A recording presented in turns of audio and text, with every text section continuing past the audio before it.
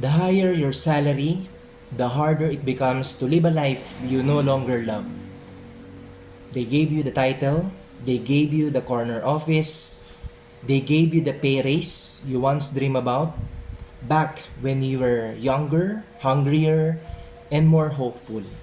And yet, here you are, sitting in long meetings, staring at PowerPoint slides you don't even care about anymore, rushing deadlines for projects that won't matter 6 months from now, answering emails late at night while your family eats dinner without you. You tell yourself, konting tiis pa, malapit na. Or at least mataas na ang sweldo ko, sayang ang pinaghirapan. But deep down, you know the truth. You're trading your life for a paycheck. A bigger paycheck, yes, but still a paycheck tied to your time, your energy, your youth slipping away. And the higher you climb, the more golden the handcuffs become. The harder it feels to walk away. The more you silence that small voice inside whispering, hindi ka ginawa para lang magtrabaho buong buhay mo. Here's something most high achievers only realize too late. 1.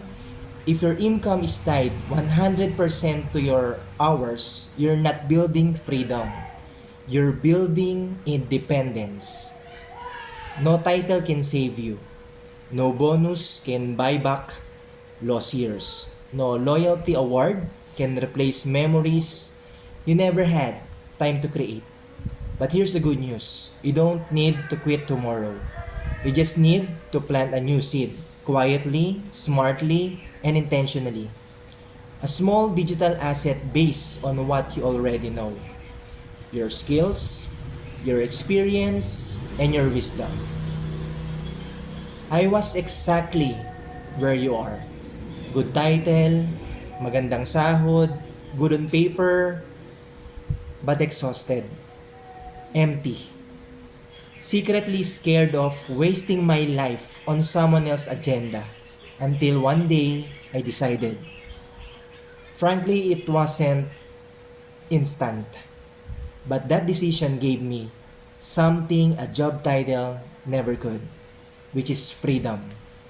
And now, I help serious professionals like you, those who earn success but crave something deeper, to finally build something na kanila naman ang may-ari. Ikaw naman. The choice is yours.